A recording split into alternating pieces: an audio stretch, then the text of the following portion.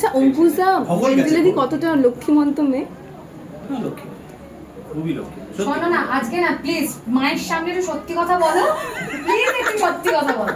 তা লক্ষ্মী মেয়ে মিথ্যা কথা বললাম? তুমি নিজেই নিজের পায়ে কুড়ুল মারছো। আরে কুড়ুল আমি মারছি না, বললাম সত্যি যেইভাবে বললে তুমি ওই জন্য বললাম। সার্ভেজন্য সম্পন্ন রান্না করে খাওয়াই, যত্ন করি, আর কি চাই বলো তো একটা ছেলে? সেটাই। যথেষ্ট, নিজেও শুটিং করি, শুটিং করে এসে রান্না করি যদি কিছু খেতে চায়। আচ্ছা। কারণ এই লোকটা খেতে খুব ভালোবাসে, এবার তখন কাচু মাচু মুখ করে এমন করে বলে কিছু কি খাওয়াবে, তখন আমি বা আমার মা বা কাকিমা যেই হোক না কেন কেউই বাদ দিতে পারে না, একে ফেলে দিতে পারে না। তুমি তো লক্ষ্মীমন্ত, অঙ্কুশদা কি তাহলে কার্তিক মন্ত? অসুর মতো। কি নারায়ণ মা! মন্ত্র, ওই বাবা। আর এখন অসুর মন্ত মুডেও আছে, কারণ এখন ওই মুভির তাতে কি?